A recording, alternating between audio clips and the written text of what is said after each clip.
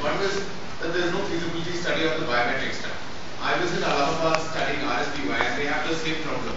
Then suppose let's say anybody has had a cut on his thumb. So a thumb, when you go to the hospital to get treatment, you won't get it. That's one thing. Second is on data mismatch. Suppose let's say my name and my address is written in it's somebody else's fingerprint which is entered at the time of enrollment. I still don't get the benefit of that particular data. Now that is most likely going to go into the UID also. But having said all this, the bank is supposed to enroll this amount of rural for poor people. The banks also can fulfill their criteria. It's a bit and the fact win-win which is us, yeah. and secondly, the idea that it's true, it harms privacy and all of that. For the urban and middle class people, it's all right. But maybe for the poor, that may not be such a large issue. Okay, give me, because I'll forget. So you asked me, you've written your.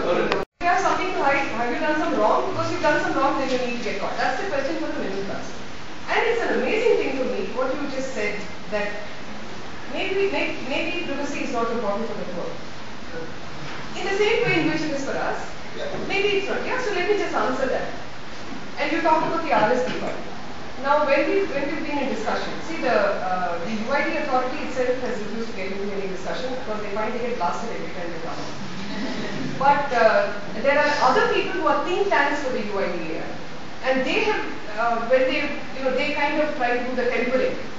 So one of those agencies called one of us and had a discussion.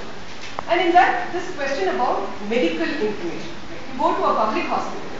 According to the UID plan, and that's where they are trying to bring the RSPY in also. According to that plan, there should be a rainbow of doctors who will have access to all information about a person's medical record. Because according to them, like you said, they are poor.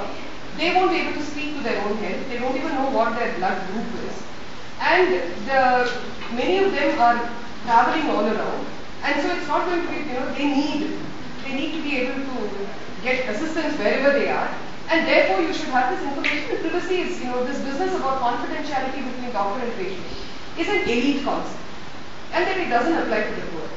In fact, I think all of us can manage even if information.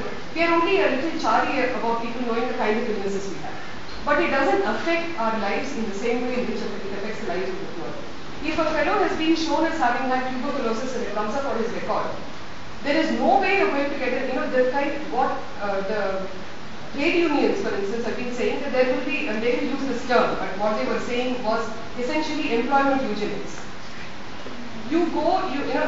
And this employment business is something that is coming right across. For instance, now today's paper speaks about the school system introducing the UID, where the explanation is that you're going to do it to track child labor, missing children, and what other categories? Dropouts. But every child is going to have information about them held against a UID number from the time you enter school till the time after you leave.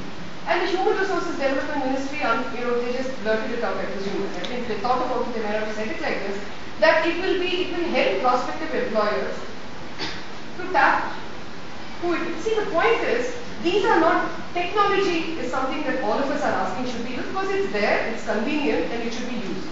When technology becomes the fix, and it gets to be inclusive, and all-pervasive, and choiceless, that's a very different game. You're not in the same game then. But is it for sure that my employer will have access to my health records now? How are you going to stop it? How are you going to stop it? You have a public hospital in your vicinity. That doctor, if you go to him with a cold, is going to be able to get your UID number and has access to all the data. Tell me how you're going to stop it. For me, if I want, because if I'm not really poor, I can choose not to use my ID card. Yeah, you don't have a choice when you enter this.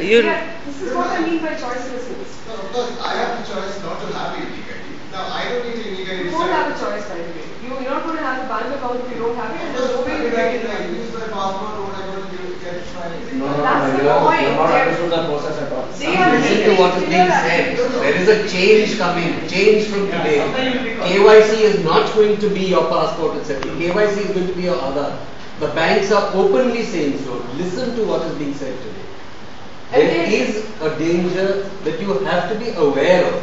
Okay? Nobody is saying that it's definitely the tsunami is going to come and wipe us all out. Please understand the nuance. I'm saying that. Tsunami is going to come and wipe us all out. Because, you know, Well, let's say Nandan is not saying the tsunami is going to come and wipe us many out. things. He's, when they asked him about the national intelligence bill, there's an interview that he recently gave to Hard News, and there are many questions that we've been asking. So you're saying, engage with it. Let's be convinced before we move ahead. That's all. Because it's too big for you to just start off and then say, let's watch it unfold. It's that kind of power structure that existed. And because you're only interested in enrollment, see, just watch the process. That's why I'm saying watch what is being said, watch what is being written, watch